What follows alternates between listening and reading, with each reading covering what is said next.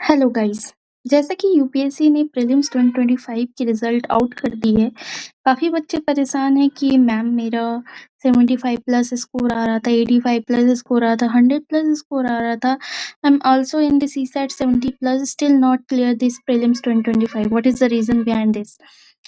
तो मैं यही बोलना चाहूँगी कि आपने लिटरली बहुत मेहनत किया है और ये सिर्फ आपकी बात नहीं है, एक पर्सन या एक लड़की या एक लड़का की बात नहीं है।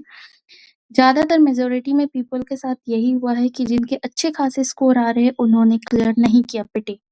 क्या रीज़न हो सकता है? ये मुझे भी नहीं पता।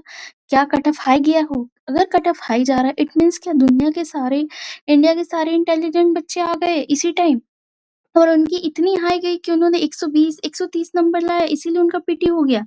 नहीं दोस्तों, जी, यूपीएससी को आपको फाइल करना होगा पिटीशन, उसको मैसेज या ईमेल करना होगा कि आप अपना ट्रांसपेरेंसी शो करें, where you are accountable to aspirant.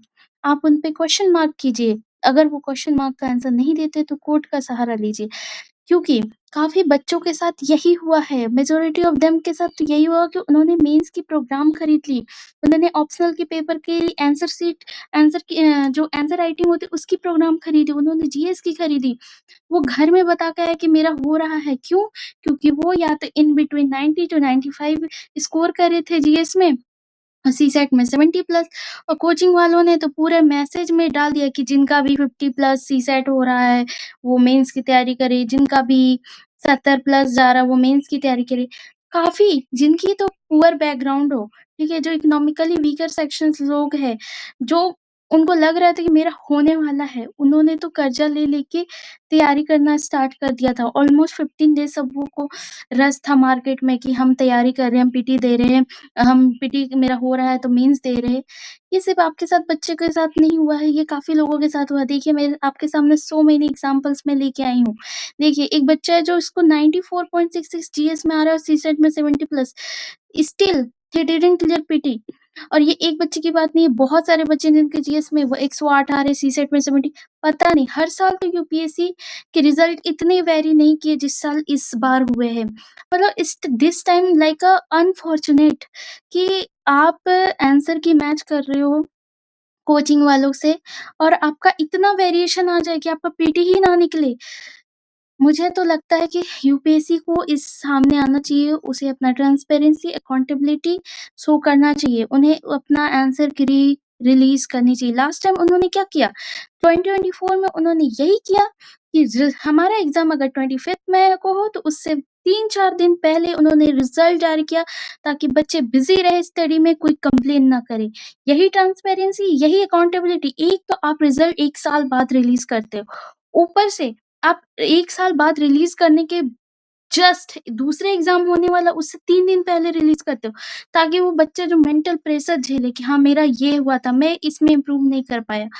भाई आप ऐसा क्यों कर रहे हो? यूपीएससी को सुनना होगा।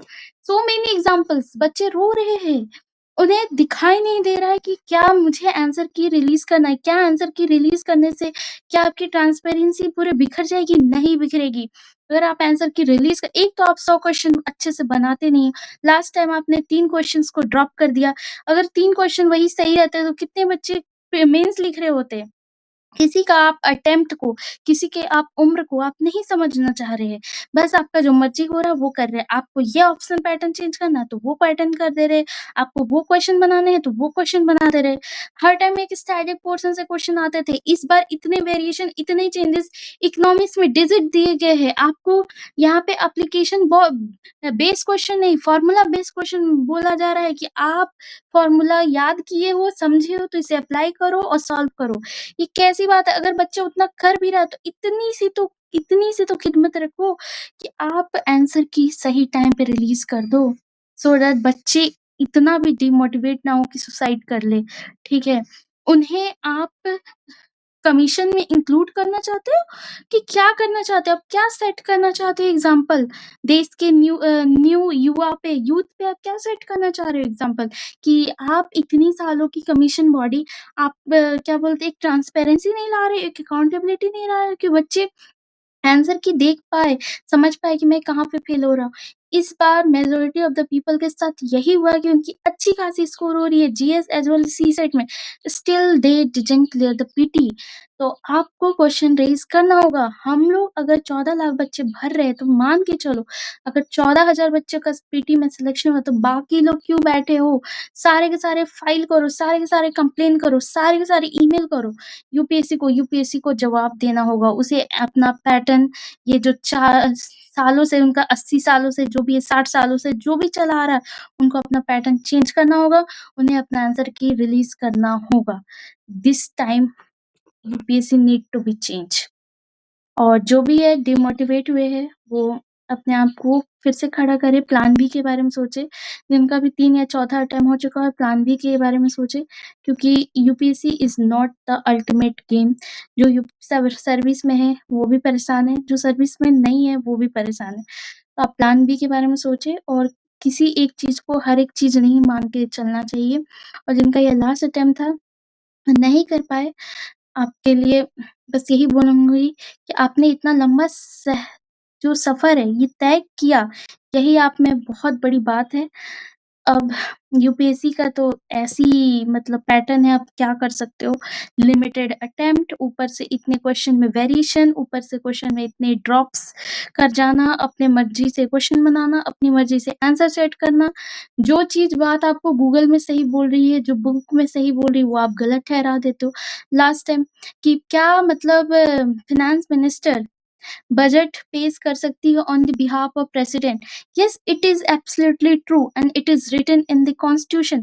But यूपीएससी ने कहा no, आपका जो ऑप्शन है वो ऐसा नहीं है। ऑप्शन है कि बजट पेश कर सकती है finance minister on the behalf of prime minister, which is absolutely wrong. पर यूपीएससी ने इसे सही माना।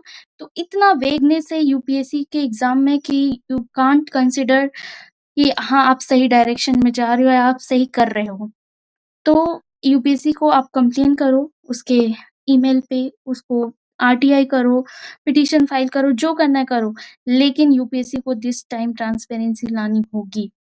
हम बच्चे कमज़ोर नहीं हैं, हमारा उम्र बढ़ता जा रहा है, हमारे अटेम्प्ट खत्म हो जा रहे हैं, पर यूपीएससी को अपने पैटर्न, अपनी जिद मतलब समझ नहीं आता।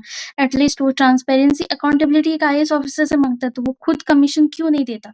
जब कमीशन में ही गड़बड़ है, तो आदमी कैसे अकाउंटेबल और ट्रांसपेरेंस होगा? एथिक्स के पेपर में एथिक्स लिख देने से एथिक्स नहीं आ जाती। You have to raise your voice, guys. Thank you.